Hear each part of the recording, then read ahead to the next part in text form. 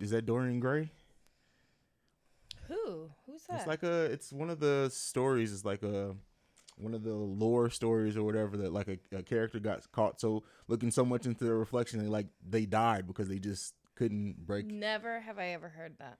Really? No. Well, there you go. I'm hipping you to something new. I blame it on my Leo rising. You can blame it on whatever you want, but I mean the fact still remains. I mean whatever you want to blame it on is perfectly fine. I'm an actor. We're like self-conscious like that. Okay. Right. That's all.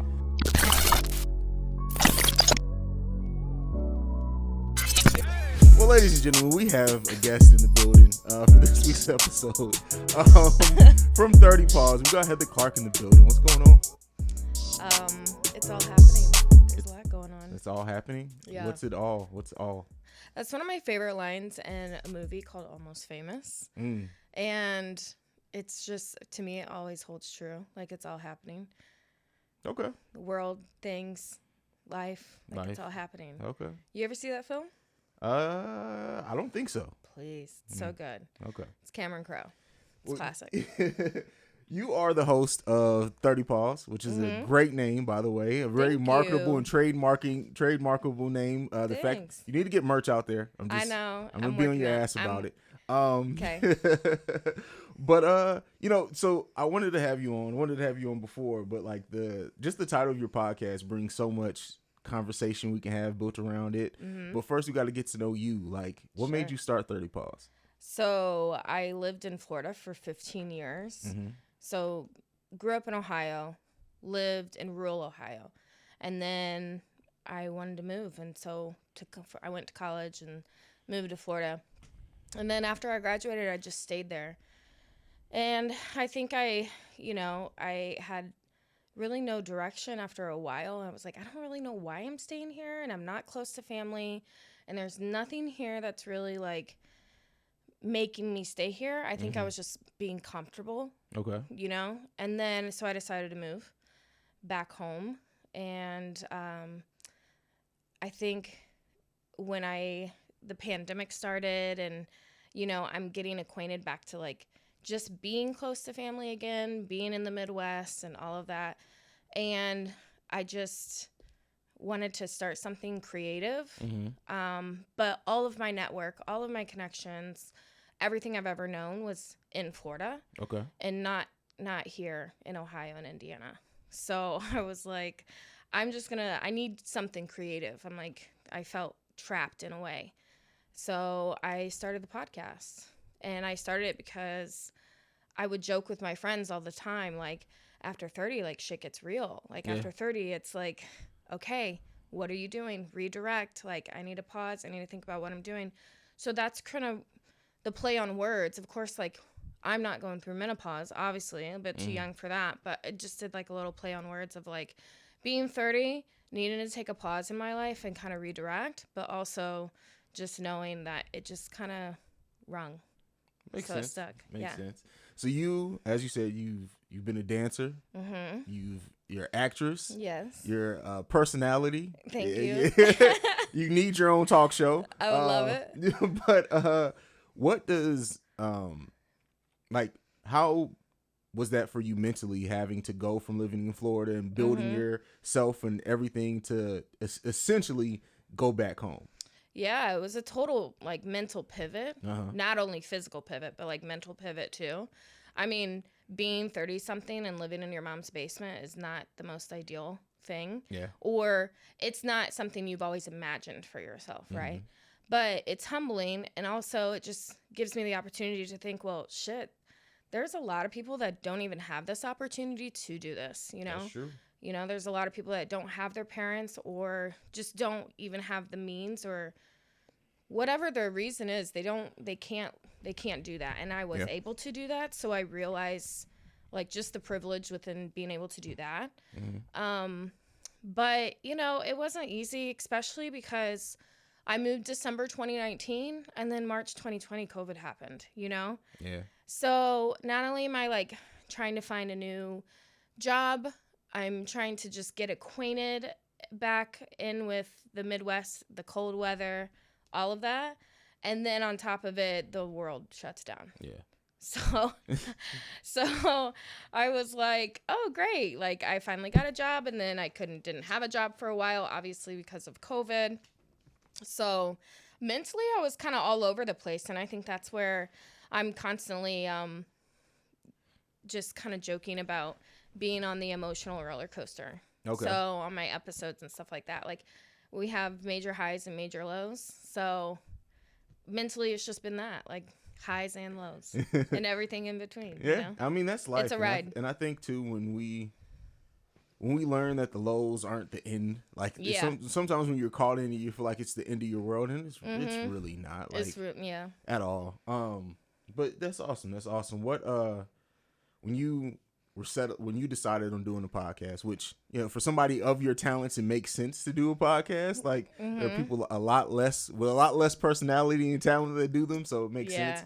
But when you were settling in on, like, okay, I'm gonna actually do this podcast. Yeah.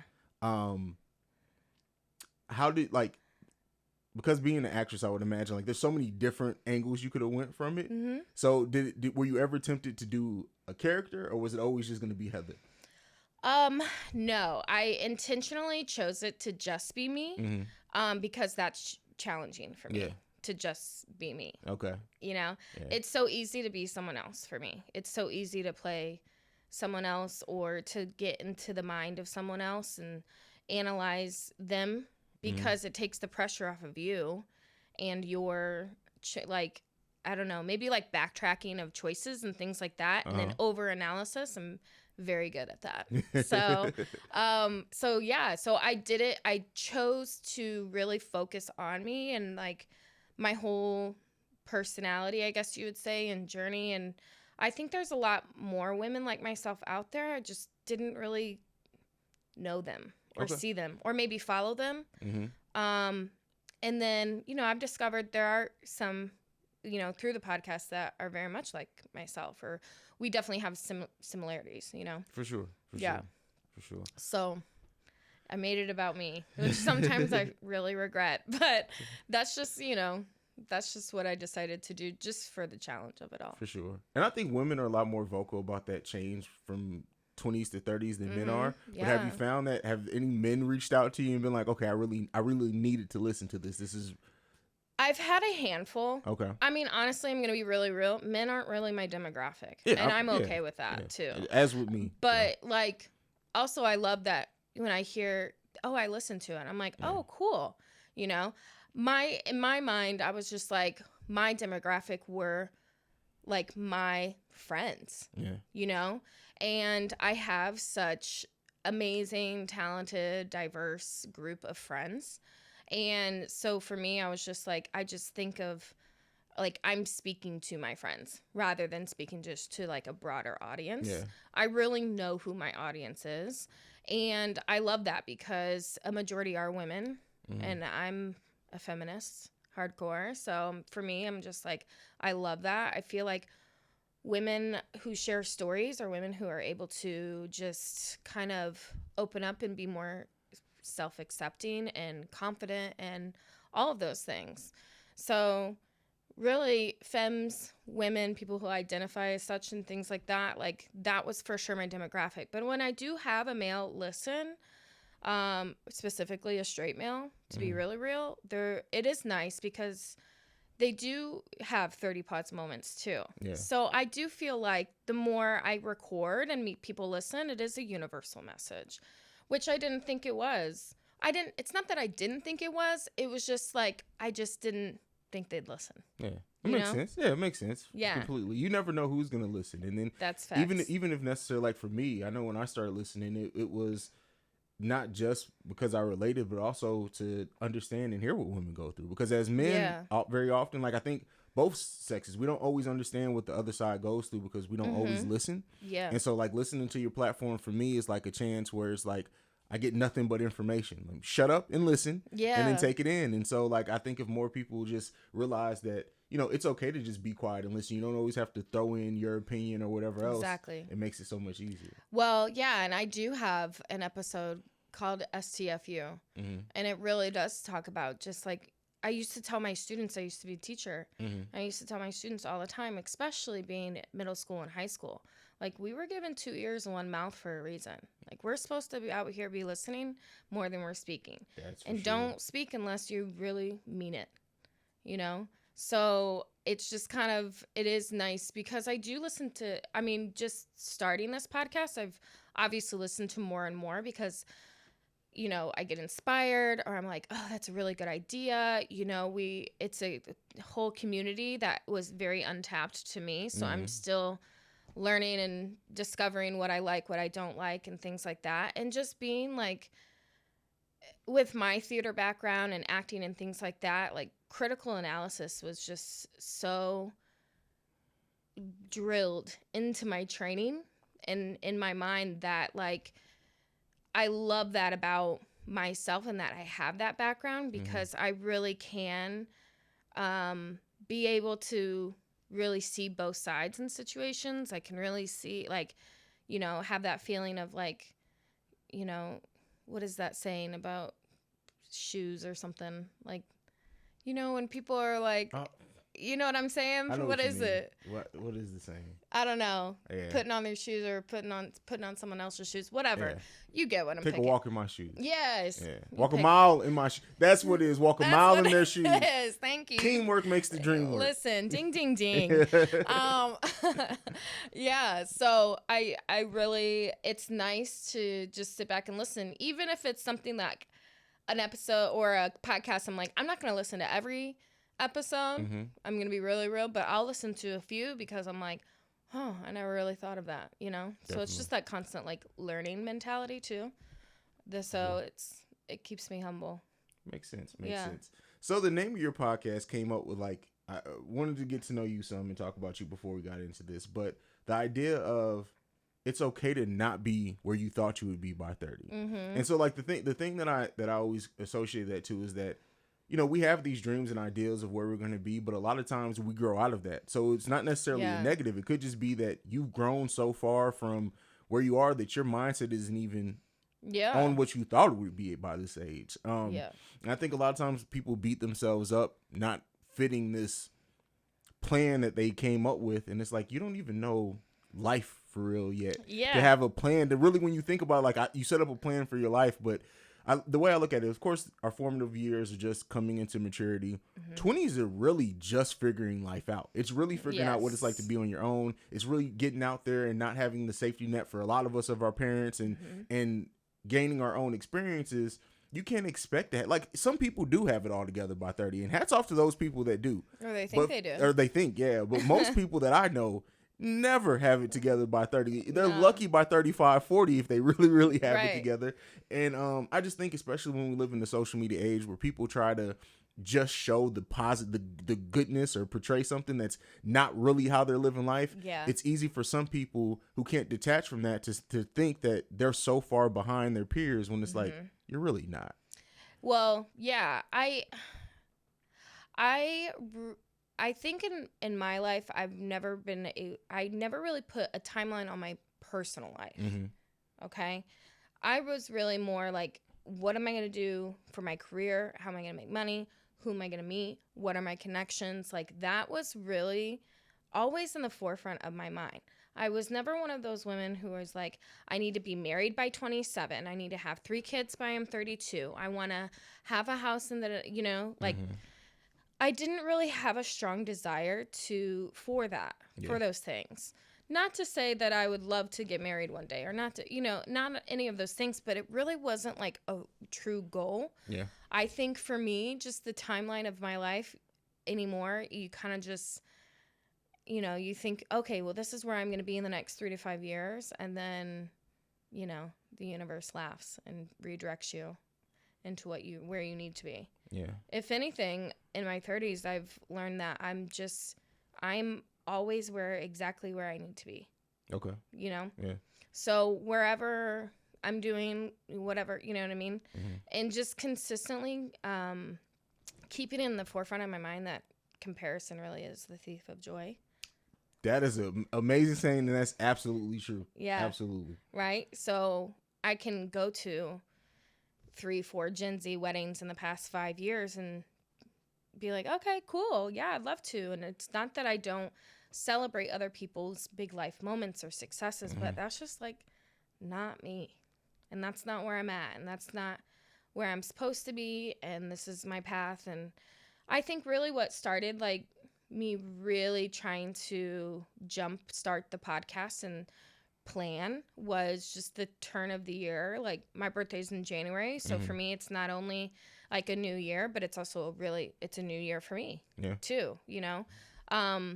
So for me, I just think that when I turned 34 this year, I was just like, all right, every month you're going to dedicate like a list of small goals and achievements that you have.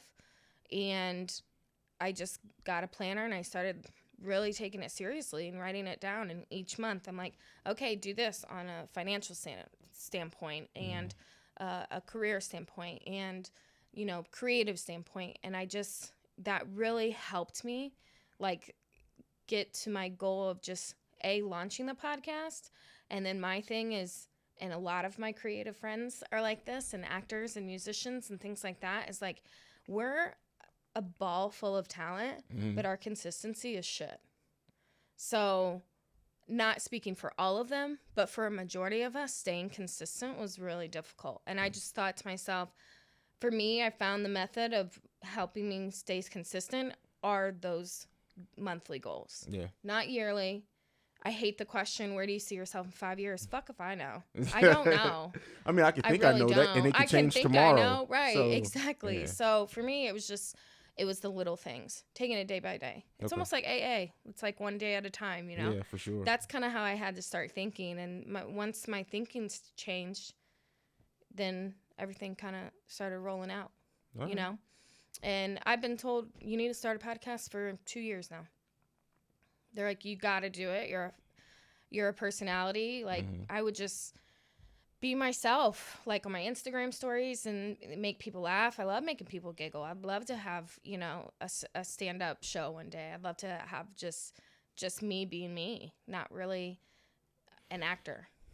And I think too, like the thing that I know we're talking generally about 30, but I do want to point this out. Like, the thing for you that you have the leg up on is that a lot of people, like for me, for example, I didn't have any media experience. So like I had to learn like my style and my delivery and everything. Yeah. Like you come in basically with that. And so that's a great tool that a lot of creatives, we have to stumble through and figure out with podcasting. But I love your point of like setting monthly goals for yourself, like the goals thing. And then also like for me, adjusting those goals as the needs dictate and change. Like it gives you time, like setting the yearly goals, the 2 yearly, those are all good. But like the monthly ones are really where the nitty gritty happens, because that's where you can make the adjustments and you call all the audibles and you can really see and evaluate where you are. And I think too, it takes a level of self-awareness when you're doing those monthly goals to really sit down and look over what you did or didn't do for the past period of time. Yeah. And I think often a lot of people just aren't honest with themselves and they try to be like, well, I didn't do this, but the only reason I wasn't, sometimes you just were lazy. You don't, and that's I mean, at least for me, I say that to myself all the time. I look at this stuff and I'm like, all right, I didn't accomplish this, but I didn't accomplish this because I was being lazy. But maybe even in being lazy, it was me just chilling with my kids and watching movies for a day. And that's okay too. And that's fine. Right. So like I don't feel bad about, like I earned that laziness. Absolutely. Like, so me and my kids have lazy days where we'll literally sit in our pajamas and watch movies and make s'mores all day. Yeah. And it's like, I don't look at that as if I missed a goal, okay, that's fine. Yeah, I just put it on next month. Yeah. To me, I literally do. I'm just like, and I didn't do that this month. So we're gonna take that from July, put that to August and like get it done. Put a star, a sticker, whatever, you know. I love a stationery set. But yeah, I think that just also giving yourself the flexibility. By nature, I'm a very adaptable person. Yeah. So I can be pretty much in any environment, figure it out. I'm, you know, like you said, I'm inquisitive, so I will observe, you know, and I'll figure it out, you know. So whatever. I love that about myself, but also sometimes that I wonder if sometimes if that leads me to becoming indecisive or indifferent or neutral in situations, but that's on my personal life level, you know.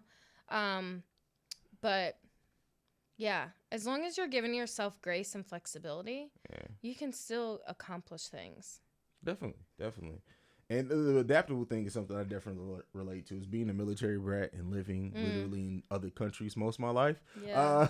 I've had to learn to adapt. And I think a lot of times people do think that I'm indifferent a lot, and it's not. It's just the fact that I know I can adapt to anything. So I Right. try to make sure the people that are around me are involved in it, that they're good first, because to Yeah. me it's like I can adapt to. You can put me in any situation, I'm going to figure it out. Right. But I know not everybody has that flexibility. So then when people are like, "Well, we need you to make a decision," I'm like, "Well, whatever works best for you guys, let's do, because I'm going to be Yeah. fine either way." Yeah. And that's helped and hurt me business wise. Some with, like, for example, the other podcasts that do the Berks Radio, is that for a long time they leaned on me to make a lot of decisions for that. Okay. And I had to empower them, and because like Mary, who's on there, she works for Rock the Bells now. She worked for Hot 97. She worked for BET. She's legit in this industry. And like, she was deferring to me at one point, and I'm like, look, this is your like, I had to empower to basically be like, no, take the reins, like, feel free. I'm here to help execute. I'm going to be good regardless. And so that's helped us.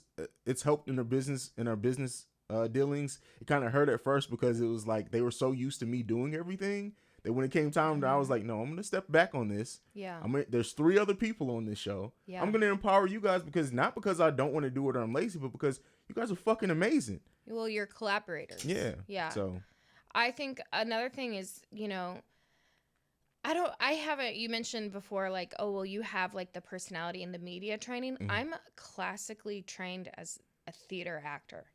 I didn't do film. I did a few commercials and here and there and stuff, and TV, like very few. My comfortability was on the stage. So being able to work with other people and truly be a collaborator is because of my theater training. So I think that kind of bleeds into my adaptability level. Yeah. That makes sense. Because especially in like theater, you guys are working off each other, and it has to be a synergy. There's a whole army that puts it on together, so it takes an army of people. So if you're not able to work with others, I used to tell my students, if you want to work alone, that's wonderful. Be a visual artist. But in the theater and in dance and theater, we have to work together. So if you're not a team player, which I really hate that phrase, but that's the best one I can think of right now. If you're not a team player, or if you're not a collaborator, this is not the medium for you. Okay. Yeah. I think everybody has that moment when in their 30s where they it becomes clear. Like life just kind of starts making sense. Not saying you necessarily have it all together, but it just starts making sense. What was that moment for you? I call them 30 pause moments. So I think when you start creating a lane that's just yours, then that's when you kind of start having those moments. So for me, I've had a few 30 pause moments, like major decisions that I made, good and bad, that have kind of like led me to where I am. And I'm very thankful for all the bad, because then it provided a new perspective when the good was happening for me too. So I think having the lowest of low 30 pause moment right when I was 30, and then it was really just like a testament to my resilience, and like, oh, I had no other choice. Yeah. Like, get your shit together, figure it out on your own. And so it kind of just proved to myself, like, oh yeah, I can do this. Like, I can do this. Like, I'm a hard worker. I've always been a hustler. I've had 2 or 3 jobs. I can teach these privates on this day. I can do, I can figure it out. You say teach these privates? Private dance classes. Okay, I had to clarify there for a second, because I'm just like, okay, all right, well, that took a turn. Sorry, sometimes I like say stuff and people are like, "I'm sorry, what'd you say?" And I think like, as I'm always talking to like artists, so people would they would get that. But yeah, I would figure out, like, okay, cool, I have, and I lived by myself too. Yeah, that was great. I loved it, but it was hard as fuck, especially because, I lived in Tampa, and that city just kept getting more and more and more expensive. So then once I got to a place where I was like, okay, I'm doing it. And then I was like, God, I'm working all the time. I was working like an average 65 to 75 hours a week. So I was like getting burnt, you know? And all I did was work and I wasn't having fun, right? So I was just working to live, you know? And I was like, well, I don't like that. And then I was like starting to not like my passion anymore, which I thought was my passion. So like going to the theater or going to work, I'd be like, oh. And I never once thought I was going to be like that, but I was, right? So then that kind of put me in a dark place, like depression-wise for a little bit. And I wouldn't say that I'm a depressed person, but I experience waves of depression for sure. Okay. So when I started doing, all I was doing was working, home, sleep, working, home, sleep. I mean, nonstop, just the hustle was nonstop. That's when I was like, what am I doing here? Yeah. Why am I here? Why am I in Florida? It's hot as shit. It's hot as shit, and I hate being hot. You know, like, it was just, like, those little things. Like, what am I doing here? There's no, like, I need a purpose. I'm not really finding it here. Yeah. So I allowed myself to, like, take a break and leave, knowing that I don't have a job. I'm going to live in my mom's basement, and because I just needed a break. Yeah. You know? I needed a pause. Hence the name. So that was a huge moment for me. And then when I got there, pandemic and all of that happened. And I thought to myself, I'll be at my mom's place for a year. It'll just be a year.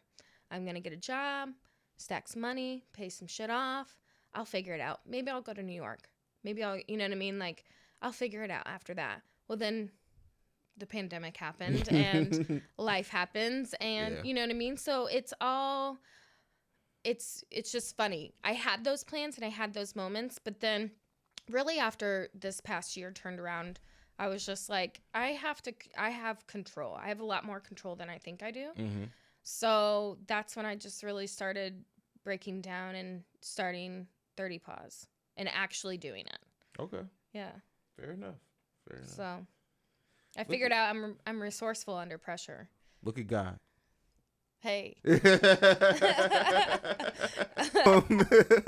But I had a very similar time period, and I think I've talked to you about it before, where I had been an investment specialist and working with the stock market for close to 11 years. Yeah. And I was amazing at it. When I first started there, I started as a regular just account service tech, and then I really took to finance, took my Series 7, and I just kept advancing throughout it. And I stayed doing it for a long time because I was really good at it. I was making great money, and I let the money keep me happy for a certain amount. Literally, it was like clockwork.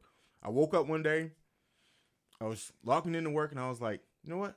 I'm not feeling this anymore, like at all. Yeah. And it's not, like I said, it wasn't the money, it wasn't my position, it wasn't the people I work for necessarily. It was just like, this isn't it for me anymore. And it also coincided with the anniversary of my brother's death.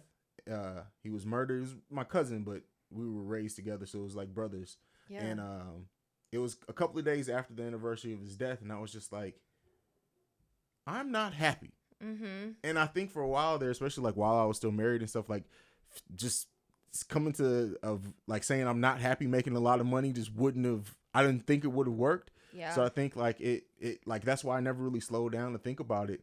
But then I applied for a job, and 2 days later they hit me back, and then I had an interview a couple days after that, and I've been amazing. Like I'm in a position now and to work for a company that I love doing, and it's a complete different industry than what I did before. And like it was definitely a moment for me where it was just like I just woke up and it was like there was no like big thing that happened or blow up or anything. It was just like, this isn't serving me anymore. Yeah, it's usually a cumulative, what I'm hearing from other people and listening and talking and sharing stories about their 30 Paws moment too.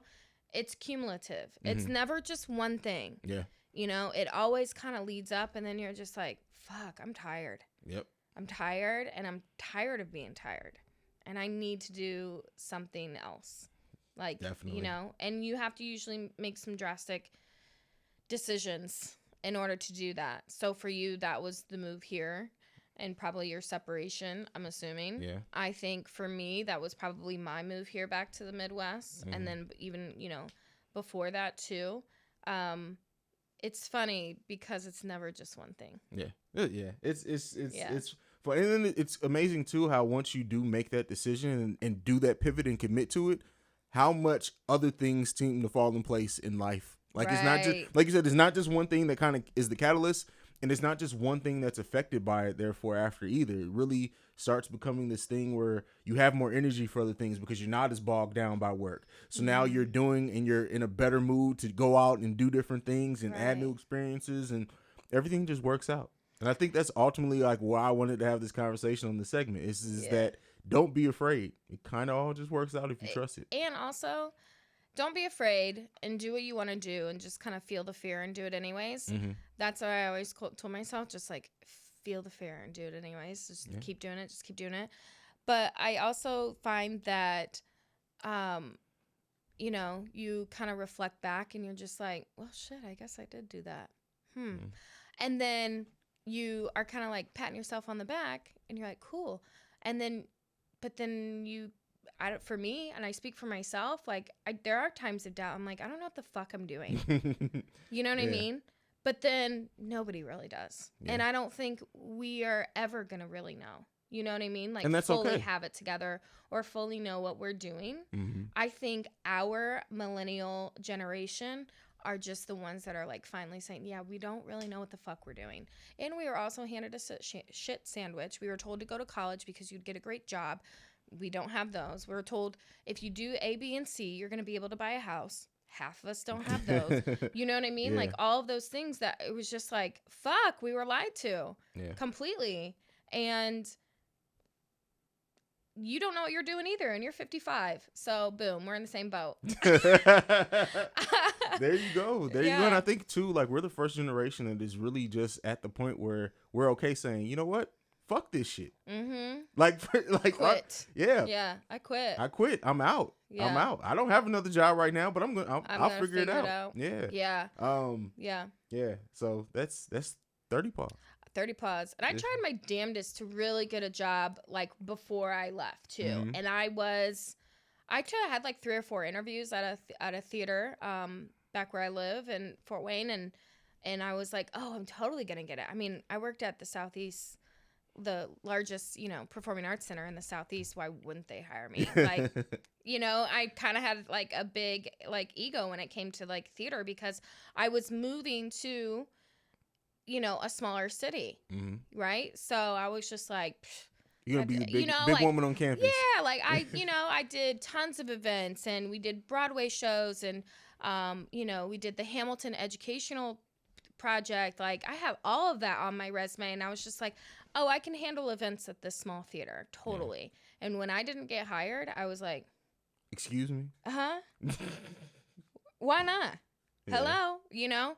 And that kind of knocks you down, makes you humble a little bit too. And I was like, well, shit, I'm a jack of all trades, master of none. So I literally can thankfully get a job, always bartending, always serving, kind of doing that. And that's what I did. I was like, I don't want to go back to it, but I know how to do it. I can fucking make cocktails with my eyes closed. Like, it's not a big deal. Just go back and do it. And when I did that, then I started working at a law office, and I was like, apparently I'm a paralegal now. Like, you know, like, this is crazy. It's just, you know, and now I'm working in, you know, real estate and stuff like that. So it's just like, it's just funny because once you think you got it and, you know, jobs and things like that, and then you don't get them, and you're like, why'd you pick the other like, humble you real quick, and like it just reminds me to just like tell my ego to shut up. Shut the fuck up. Right. Shut the fuck up for sure. Yeah. All right. Well, I got nothing left for you. You got anything left? That's it. Just tune into 30 Pause. Give me your social media. Yeah. So 30 Pause is just the handle for the show. 30 and then pause, all one word. Or you can follow me on my personal account, Heather Sue Clark. Nothing as cool as CEO Haize. I keep it pretty real on my both personal pages. And then of course, I'm gonna finish up. I'm wrapping up season 1. So, and I'm talking about my 30 pause moments. So I've had guests and things like that about our 30 pause moments. I talk about all the things that really was the idea of 30 pause, but these last few episodes are all going to be about me. So deep breaths, and I'll be releasing that soon. I'll probably actually release it Monday, which is tomorrow. And then, yeah, so just tune in. I'm available on Spotify, Apple Podcasts, Podbean, Google Podcasts. Thank you. Appreciate it. See, if we just keep this going, I'm going to keep on learning. I'm like, oh shit, that too? All right, cool.